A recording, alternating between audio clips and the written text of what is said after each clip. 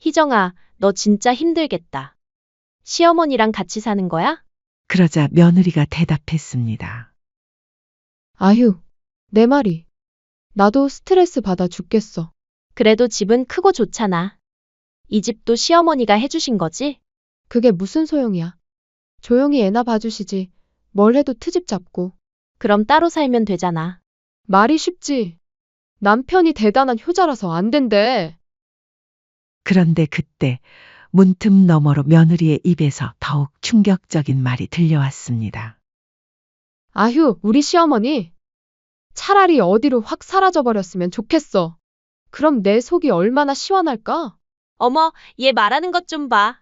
진짜 매일 눈치 보이고 너희도 시어머니랑 같이 살아봐. 하루도 못 버틸걸? 야, 진짜 너무 무섭다. 그래도 맞는 말이야. 강 씨는 더 이상 참을 수 없었습니다. 화가 치밀어 며느리에게 따져 물었죠. 희정아, 잠깐 얘기 좀 하자. 왜요? 저 피곤한데요. 방금 내가 한 말 다 들었다. 어떻게 시어머니한테 그런 말을 할 수가 있니? 무슨 말이요? 나보고 사라져버렸으면 좋겠다고 했잖아. 어머, 들으셨어요? 근데 그거 친구네 시어머니 얘기였어요. 어머님 얘기 아니에요. 그게 말이 되는 소리야? 분명히 우리 시어머니라고 했잖아. 착각하신 거예요. 나이 드시니까 귀도 어두워지셨나? 야, 이 나쁜 거사. 그래, 내가 그렇게 사라져 주길 바란다면 내 소원대로 눈앞에서 사라져 줄게. 하지만 이 집은 원래부터 내 집이었어. 떠난다면 너가 떠나는 게 맞는 거겠지? 네? 어머니 농담이시죠? 농담 아니야. 내가 집에서 나가면 그렇게 꼴도 보기 싫은 시어머니 눈앞에서 사라지니까 오히려 좋은 거 아니야? 안녕하세요. 이 사연의 주인공은 70세 강혜숙 씨입니다.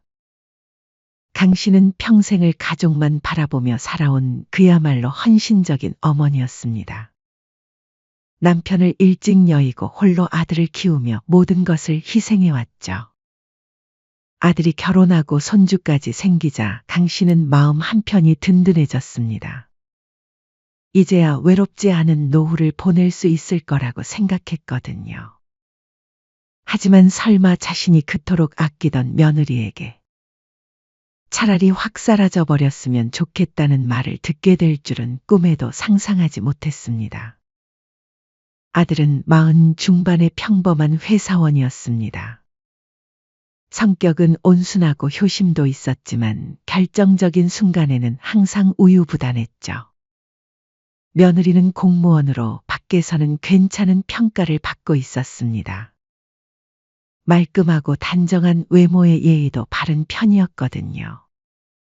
하지만 강씨만은 알고 있었습니다. 며느리의 속내가 그리 곱지만은 않다는 것을 말입니다. 몇 해 전 강씨는 큰 결정을 내렸습니다. 그 일의 발단은 며느리의 눈물 어린 호소였죠. 어머니, 사실 저희가 요즘 너무 힘들어서 그런데 며느리는 조심스럽게 말을 꺼냈습니다. 우리 준혁이가 이제 커가는데 이 작은 원룸에서 계속 사는 게 아이한테 너무 미안해요. 아이 교육 환경도 생각해야 하고 남편 출퇴근도 너무 멀고요. 아들도 난처한 표정으로 거들었습니다. 엄마, 제가 능력이 부족해서 이런 부탁을 드리게 됐는데 집값이 너무 많이 올라서 저희 힘으로는 도저히 집을 사기 어려울 것 같아요. 저희 좀 도와주시면 안 될까요? 강 씨는 그 말을 들은 순간 마음이 아팠습니다. 자식이 어려워하는데 부모가 가만히 있을 수는 없었죠. 무엇보다 손주가 좁은 공간에서 자라는 모습을 보니 마음이 쓰였습니다. 그래, 엄마가 도와줄게. 평생 모은 돈이지만 너희가 잘 살고 준혁이가 좋은 환경에서 자라는 게 더 중요하지. 강 씨는 평생 모은 노후 자금을 아들에게 미리 증여해 주기로 했습니다. 주원아, 엄마가 살아있을 때 미리 주는 게 낫겠다. 강 씨의 마음은 단순했습니다. 자식이 어려우면 부모가 도와야 한다는 것, 그리고 함께 살면서 서로 의지하며 살고 싶다는 것이었죠. 아들은 그 돈으로 지금 살고 있는 집을 마련했습니다. 30평 남짓한 아파트였지만 강 씨에게는 꿈만 같았습니다. 겉으로 보기에는 강 씨가 아들 부부 집에 얹혀 사는 줄로 아는 사람들이 많지만 사실 아들 집은 강 씨의 돈으로 산 집이었습니다. 처음 몇 달간은 정말 행복했습니다. 며느리도 공손하고 살가웠습니다. 어머니 덕분에 이렇게 좋은 집에 살게 됐습니다. 정말 감사합니다. 며느리는 틈만 나면 이런 말을 했고 강 씨는 그 말 한마디에 마음이 놓였습니다. 이제 내 노후도 외롭지 않겠다. 손주도 키우고 아들 며느리와 함께 살면서 이보다 더 바랄 게 뭐가 있겠어. 하지만 재산을 완전히 넘겨주고 나서부터 며느리의 태도가 조금씩 변하기 시작했습니다. 처음에는 너무 미묘해서 착각인가 싶었죠. 말투가 살짝 퉁명스러워졌죠. 하지만 강 씨는 내가 예민한가 보다라고 넘겨버렸습니다. 며느리는 밖에서는 여전히 친절하고 성실한 이미지를 유지했습니다. 하지만 집 안에서는 달랐습니다. 점점 강 씨를 가사도우미처럼 부리기 시작했거든요. 어머니, 요즘 세상에 그렇게 살림하면 안 돼요. 좀 더 위생적으로 해주세요. 아휴, 어머니는 좀 옛날 사람 같으셔. 지금이 몇 년도인데 아직도 그런 식으로 하세요? 며느리의 말투는 점점 비꼬는 투가 되어갔습니다. 한두 번은 참을 수 있었지만 날이 갈수록 잔소리와 핀잔이 늘어났죠. 심지어 며느리는 웃는 얼굴로 자신의 속옷과 스타킹 빨래를 강 씨에게 떠넘겼습니다.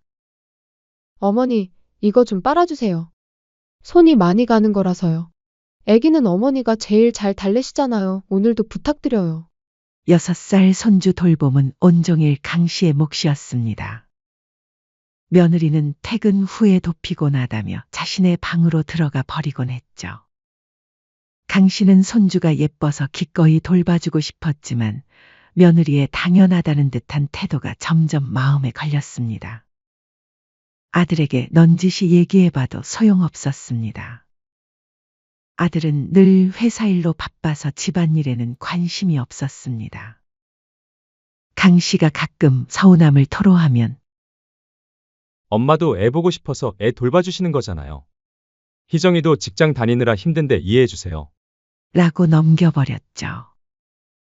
시간이 흘러 며느리는 강 씨를 뒷방 늙은이 취급했습니다. 강 씨를 뒷방 늙은이 취급했습니다. 어머님은 그냥 애나 잘 보고 계시면 돼요. 다른 건 신경 쓰지 마시고요. 이런 말을 들을 때마다 강 씨는 속이 문드러지는 기분이었습니다. 자신이 번 돈으로 산 집에서 자신이 가장 약자가 되어버린 현실이 받아들여지지 않았습니다. 자식의 집인데도 마치 남의 집에 얹혀 사는 기분이었죠. 그나마 손주의 웃음소리 하나에 강 씨는 여전히 버티고 또 버텼습니다. 그렇게 집에서 강 씨의 위치는 점점 작아져 갔습니다. 이 나이에 며느리의 눈치를 보며 살아야 하는 처지가 되었죠. 하지만 강 씨는 아직 몰랐습니다. 며느리의 본색은 이제 겨우 드러나기 시작한 것에 불과했다는 사실을 말이죠. 시간이 흐를수록 강 씨의 마음은 점점 무거워졌습니다. 어느 저녁 강 씨는 용기를 내어 아들과 단둘이 이야기해보기로 했습니다. 주원아, 엄마가 이 집에서 이렇게 숨죽여 살아야 하니 내가 잘 알잖아. 이 집 엄마 돈으로 산 거라는 거. 강 씨는 조심스럽게 말을 꺼냈습니다. 아들이 며느리와 자신 사이에서 균형을 잡아주기를 바랐거든요. 엄마, 또 그 얘기예요? 이미 준 걸로 이제 와서 생색내세요. 아들은 피곤한 표정으로 반문했습니다. 생색내는 게 아니라 요즘 며느리가 엄마한테 하는 말들이. 엄마, 제발! 그냥 며느리랑 잘 지내면 안 돼? 직장 다니면서 집안일까지 해야 하는데 얼마나 힘들겠어요? 집안일은 엄마가 다 하고 있는데 뭔 소리야? 그래도 시어머니랑 같이 사는 거니까 엄마도 이해 좀 해주세요. 아들의 매정한 말이 강 씨의 가슴을 더 깊이 찔렀습니다. 한편 며느리의 태도는 날이 갈수록 노골적이 되어갔습니다. 살림 전반을 사실상 강 씨에게 맡겨놓고는 작은 잘못에도 비꼬는 말투로 쏘아붙였죠. 특히 손주와 관련된 일에서는 더욱 심했습니다. 어느 날 오후 강 씨가 손주 이유식을 만들어 먹이고 있을 때였습니다. 어머님, 이거 애기 이유식 너무 되직하게 했잖아요? 며느리가 퇴근 후 부엌으로 들어오더니 차가운 목소리로 말했습니다. 아, 그래? 그럼 물 좀 더 넣을게. 요즘 이런 거 잘못하면 뉴스 나오는 거 모르세요? 애 학대하는 거랑 똑같다니까요?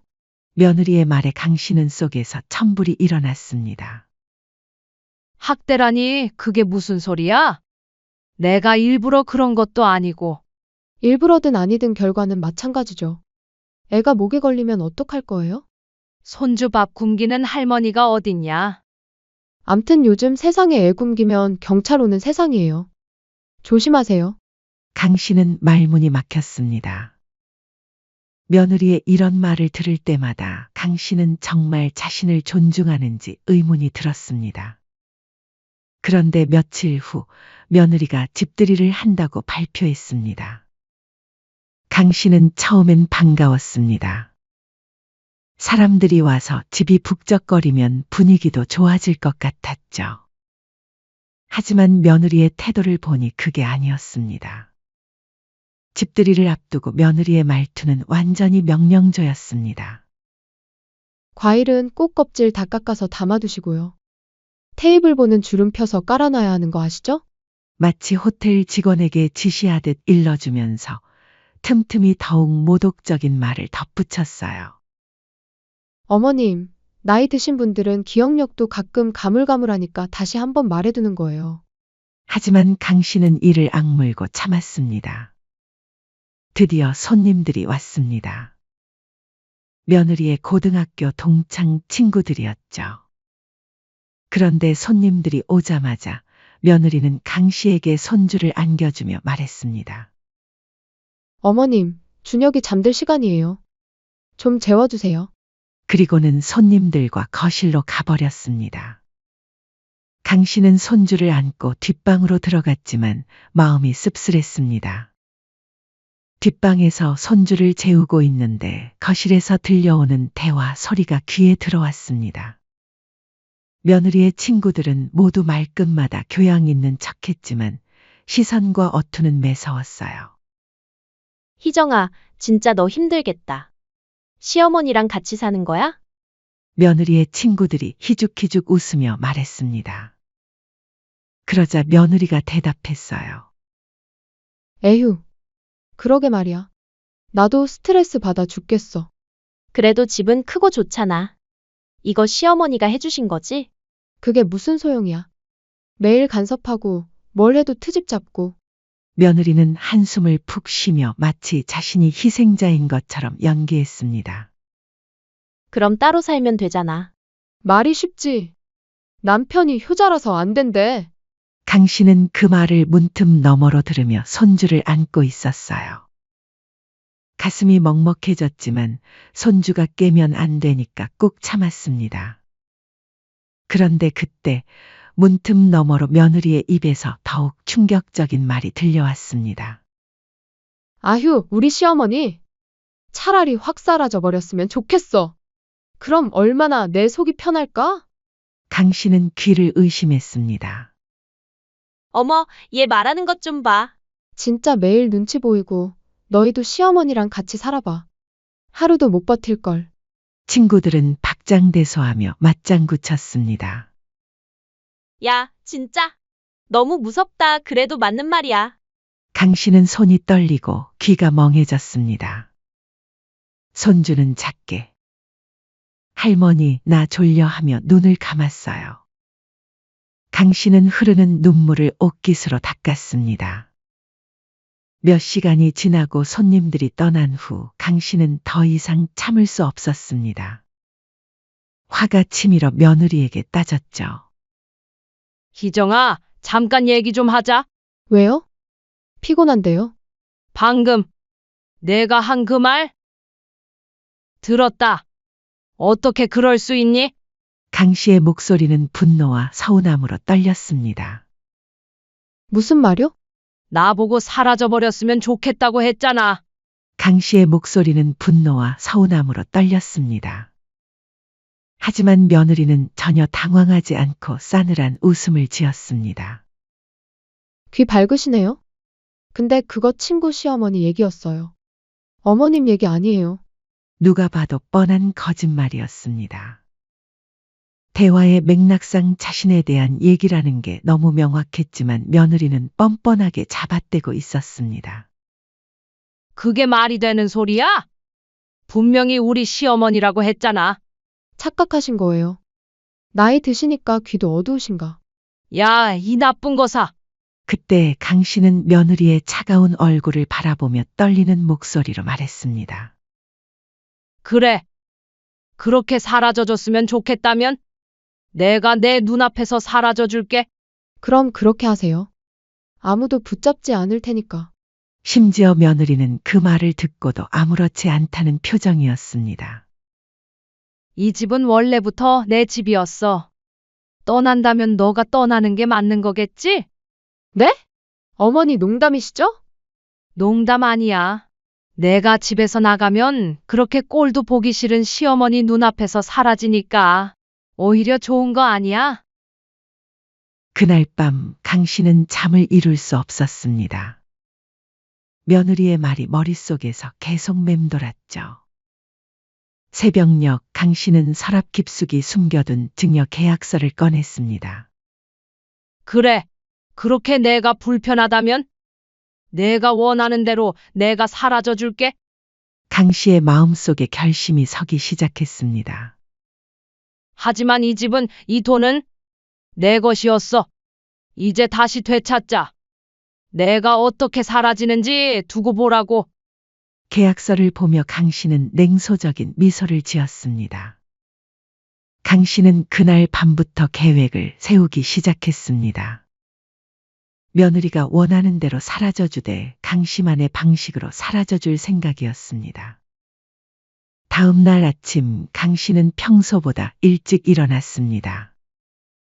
마음속에 확고한 결심이 서자 오히려 마음이 평온해졌죠. 며느리는 여전히 모르는 척 아침상을 차려달라고 지시했지만 강 씨는 묵묵히 따랐습니다. 아들 며느리와 함께 먹는 마지막 식사가 될지도 모르는 아침이었습니다. 아침을 먹고 며느리가 출근한 후 강 씨는 곧바로 변호사 사무실로 향했습니다. 가슴팍에 증여계약서를 품고 걸어가는 발걸음이 묵직했습니다.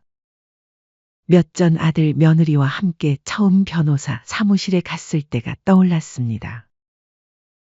그때는 증여를 위해 왔었는데 이번에는 정반대의 일로 온 셈이었죠. 변호사 사무실 문을 열고 들어가니 중년의 변호사가 친절하게 맞아주었습니다. 강 씨는 떨리는 손으로 서류를 내밀며 조용히 말했습니다. 이 집, 내 돈으로 사서 아들 부부 앞으로 증여했습니다. 그 대신 부양 조건을 붙였는데 재산을 미리 증여하니까 더 받을 게 없다고 느꼈는지 조건부 계약임에도 무시하고 며느리가 제게 모욕을 주었습니다. 이제 더는 못 참겠습니다. 변호사는 계약서를 꼼꼼히 살펴보더니 곧장 고개를 끄덕였습니다. 증여 무효 소송 가능하십니다. 부양 조건 위반이 명확하네요. 바로 준비하시죠. 정말 가능한가요? 강 씨는 믿어지지 않는다는 표정으로 물었습니다. 물론입니다. 증여계약서에 부양 조건이 명시되어 있고 위반 시 무효 조항도 있네요. 게다가 어르신께서 당하신 일들의 증거만 있으면 충분합니다. 며칠 뒤 며느리에게 법원 서류가 도착했습니다. 퇴근해서 집에 돌아온 며느리는 서류를 보더니 얼굴이 하얗게 질렸습니다. 급히 강 씨를 찾더니 다급하게 말했습니다. 어머님, 이게 뭐예요? 설마 진짜로 소송을 하시려는 거예요? 강 씨는 담담하게 대답했습니다. 내가 바란 대로 사라져 주려고. 어머님, 농담이시죠? 이런 식으로 하시면 안 되잖아요. 며느리는 당황한 기색을 숨기며 교묘하게 강 씨의 약점을 찌르기 시작했습니다. 어머님, 우리 준혁이 생각 좀 해주세요. 설마 친손주 길바닥에 내치실 거예요? 어머님이 그렇게 매정한 분인 줄 몰랐어요. 이 말을 들은 순간 강 씨는 속으로 피가 거꾸로 솟는 듯 했습니다. 애를 내세워 협박이라? 이 악독한 인간. 하지만 표정 하나 바꾸지 않고 흔들림 없는 눈빛으로 말했습니다. 준혁이는 내 손자고 그 애까지 길바닥에 나앉을 일은 없게 할 거야. 하지만 지금처럼 너희에게 내 재산을 그대로 두고 다시는 사람 취급도 못 받으며 살 순 없어. 며느리는 아직도 자신이 잘못한 게 없다는 듯 말했습니다. 어머님, 제가 언제 어머님을 사람 취급 안 했다고 그러세요? 너무 과민 반응 아니에요? 내가 바란 대로 내가 사라져 줄 거야. 대신 내가 받은 건 그대로 다시 다 가져간다? 며느리는 이내 얼굴이 일그러졌습니다. 미쳤어요? 애가 어떻게 되든 말든 상관없단 거예요? 정말 이기적이네요. 그리고 입에 담지 못할 막말을 쏟아내기 시작했습니다. 하지만 강 씨는 오히려 웃었습니다. 이제 네가 어떻게 무너지나 그 꼴 내 두 눈으로 볼 거다. 그때 아들이 퇴근해서 들어왔습니다. 며느리는 급히 아들에게 달려가 울음을 터뜨렸습니다. 여보, 어머니가 갑자기 소송을 걸었어요. 우리 집을 뺏어가겠다고 해요. 아들은 당황한 채로 강 씨를 바라봤습니다. 엄마, 이게 무슨 일이에요? 갑자기 왜 이러세요? 갑자기가 아니야, 주원아. 그동안 내가 얼마나 힘들다고 했는지 너도 알잖아. 그걸 무시한 건 너고. 화장실 들어갈 때랑 나갈 때 마음 다르다더니 쯧. 집 줄 때는 상전처럼 모시고 살 것처럼 말했으면서 상놈도 이렇게는 안 살겠다. 하지만 이런 식으로 하면 안 되잖아요. 가족끼리 법정까지 가야 해요? 아들의 말에 강 씨는 쓴웃음을 지었습니다. 가족이라? 과연 너랑 며느리가 나를 가족으로 생각했을까? 그러면 이렇게는 못했을 거다. 그날 밤 강 씨는 조용히 짐을 쌌습니다. 미리 준비해둔 임시 거처로 가기 위해서였죠. 아들이 급히 말려봤지만 소용없었습니다. 엄마, 제발 이러지 말아요. 우리 다시 이야기해봐요. 이야기는 다 끝났다, 주원아. 강 씨는 아들을 뒤로 한 채 집을 나가버렸습니다. 며느리는 창문 너머로 그 모습을 지켜보고만 있었죠. 드디어 재판 당일이 됐습니다. 재판정에 들어가는 강 씨의 발걸음은 의외로 가벼웠습니다. 반면 아들은 고개를 들지 못하고 서 있었고 며느리는 억울한 척 연기를 하고 있었습니다. 어머님이 너무 예민하시고 제가 시집살이 한 거나 마찬가지였어요.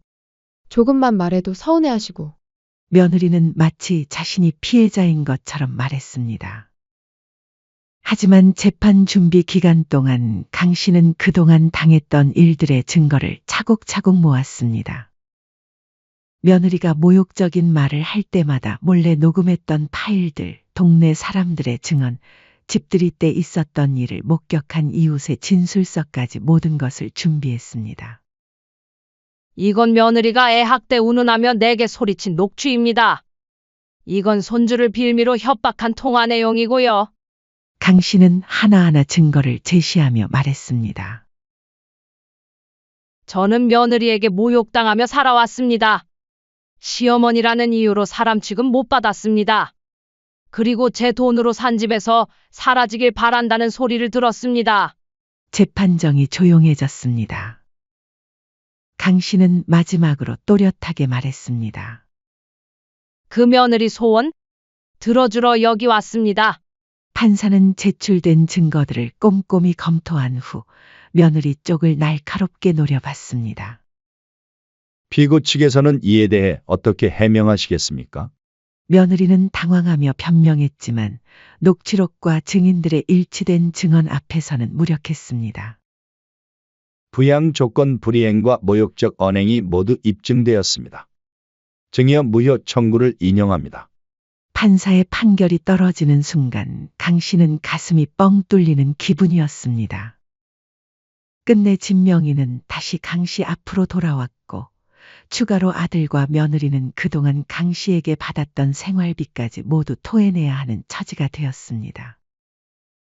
판결문을 받는 순간 강 씨는 수십 년 묵은 한을 다 토해내듯 기쁨의 눈물을 터뜨렸습니다. 며느리는 법정 복도에서 악다구니를 쓰며 소리쳤습니다.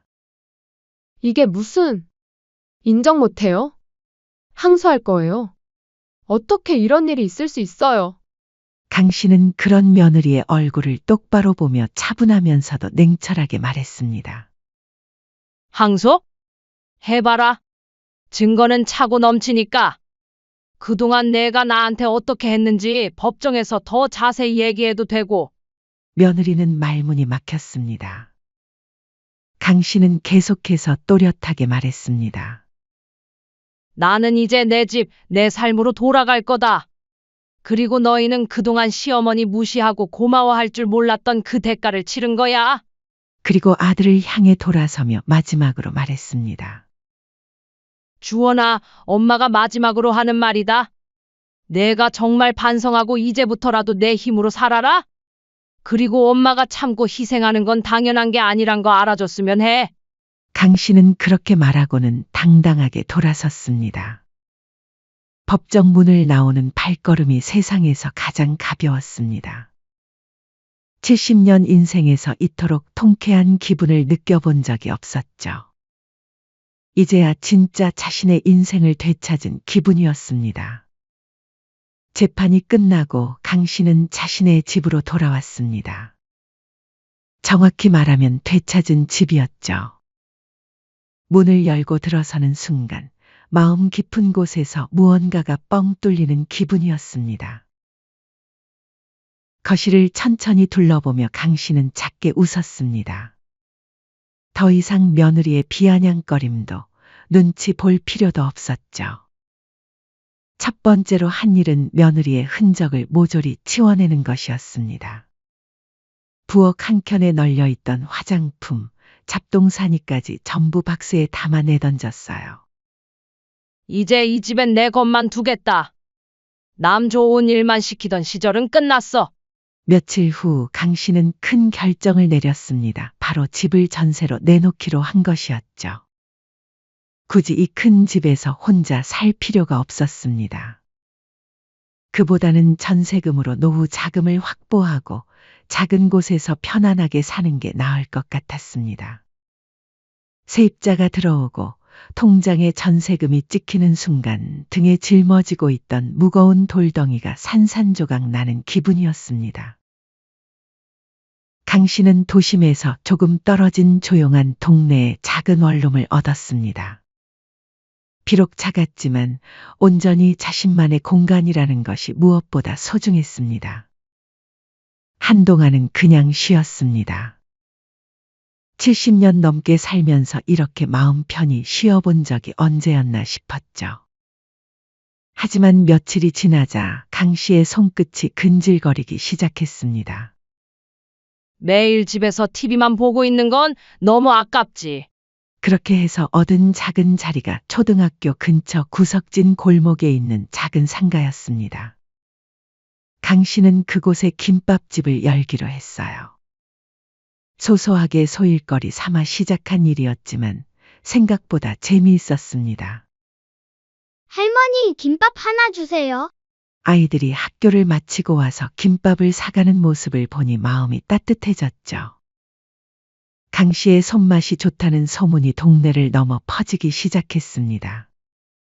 처음에는 동네 아이들만 오던 가게에 점점 어른들도 찾아오기 시작했거든요. 할머니, 김밥이 세상 최고예요. 어떻게 이렇게 맛있게 만드세요? 손님이 끊이지 않았습니다. 결국 알바생까지 구해야 할 정도였습니다. 강 씨는 70이 넘은 나이에 이렇게 바쁘게 살 줄은 꿈에도 몰랐습니다. 가게는 점점 커졌고 급기야 TV 맛집 프로그램 제작진이 찾아와 촬영을 제안해 왔습니다. 강 씨는 처음에는 부담스러워했지만 용기를 내서 출연하기로 했어요. 인생 이막에 새로 시작한 김밥집의 기적. 방송이 나간 후 가게는 더욱 유명해졌습니다. 멀리서도 사람들이 찾아왔고 강 씨는 어느새 동네의 유명 인사가 되어 있었어요. 몸은 힘들었지만 행복했습니다. 돈 버는 맛을 다시 느끼며 오히려 젊은 시절보다 활력이 넘쳤습니다. 내 인생, 이 고난 끝에 이런 행운도 오는구나. 강 씨의 얼굴엔 매일 웃음이 떠나지 않았습니다. 오랜만에 만난 동네 이웃들은 놀라며 말했습니다. 할머니, 얼굴이 완전 달라지셨어요. 회춘하신 줄 알았어요. 강 씨는 환하게 웃으며 대답했어요. 이제야 내 삶 사는 거지. 한편 며느리는 바닥까지 무너져 있었습니다. 재판에서 패소했다는 소문이 좁은 공무원 사회에 퍼지자 동료들은 물론 상사까지 따돌림을 당했습니다. 늘 입을 맞춰 강 씨를 험담하던 친구들조차 며느리가 망하자 곧바로 손절했습니다. 희정이? 원래 애가 좀 이상했어. 이런 말만 남기고 모두 등을 돌렸죠. 결국 며느리는 스스로 사직서를 내고 나와야 했습니다. 새로운 일자리를 구하려 했지만 법정에서 드러난 추악한 민낯과 시어머니에게 소송당한 여자라는 꼬리표가 며느리를 따라다녔습니다. 결국 변변찮은 알바로 겨우겨우 생활비를 벌어야 하는 처지가 되었죠. 동네 사람들 사이에서는 손가락질의 대상이 되었죠. 겉으론 멀쩡하더니 속은 썩었더라. 세상 무섭지. 더 이상 뒷말을 견디지 못해 숨어 살 듯 지내며 일용직을 전전했습니다. 결국 아들과의 사이도 끝내 틀어지고 말았죠. 그리고 아들은 얼굴이 반쯤 삭은 채로 강 씨를 찾아왔습니다. 엄마, 이제야 내가 너무 한심했다는 걸 알겠어. 정말 미안해. 지금 희정이랑은 이혼 얘기까지 나왔어. 숙려 기간이야. 그의 눈빛은 한때 애틋했던 어린 시절처럼 풀이 죽어 있었습니다. 하지만 강 씨는 다시 돌아오려 하는 아들을 단호히 밀어냈어요. 아직은 아니야. 내가 바닥부터 다시 시작하기 전엔 난 너한테 마음 안 줄 거다. 그 애미하고 한패였던 건 사실이니까. 다만 조금의 문은 열어두었습니다. 그래도 내 핏줄이니까. 너도 우리 준혁이 아버지니까. 진심으로 반성한다면 기회 한 번쯤은 줘야지. 하지만 겉으로는 아무렇지 않게 말했어요. 내가 얼마나 변하는지 똑똑히 지켜볼 거다. 손주 때문에 아주 외면하진 않을 거다. 하지만 저번처럼 행동하면 그땐 국물도 없을 줄 알아. 그날 밤 강 씨는 김밥집 가게 의자에 앉아 작은 전등 불빛 아래서 재료를 다듬었습니다. 외풍이 부는 골목이었지만 몸속까지 따뜻했어요. 이제야 진짜 숨을 쉬는 기분이었습니다. 창밖으로는 동네 아이들이 뛰어노는 소리가 들렸습니다. 인생이란 건 참 모르는 거야. 그래도 포기하지 말고 맞서 싸워야 했어. 너무 자식한테만 매달려 살 필요 없었어. 결국 내 삶은 내가 지켜야 하는 거였지. 강 씨는 재료를 다듬으며 조용히 중얼거렸습니다. 70년을 살며 이제야 깨달은 진리였습니다. 며칠 전 손주 준혁이가 아빠를 따라 가게에 왔었습니다. 아이는 할머니를 보자마자 환하게 웃으며 달려왔어요. 할머니, 나 할머니 보고 싶었어. 그 순간 강 씨는 모든 것이 용서가 되는 기분이었습니다. 이 아이만큼은 진심으로 자신을 사랑해주고 있다는 것을 알 수 있었죠. 며느리가 아무리 독을 품었어도 아이의 마음만큼은 순수했습니다. 그녀의 입꼬리가 천천히 올라갔습니다. 복수는 완벽했습니다. 며느리는 무너졌고 아들은 뉘우쳤습니다. 이제 그녀는 더 이상 누구의 그늘에 숨지 않았습니다. 당당하게 자신의 길을 걸어가는 진정한 인생의 주인공이 된 것이었습니다. 사연은 여기까지였습니다. 구독, 좋아요는 영상 제작에 큰 힘이 됩니다. 알림 설정을 하시면 더욱 새롭고 재밌는 사연을 빠르게 즐기실 수 있습니다. 인생의 쉼표를 시청해 주셔서 감사합니다.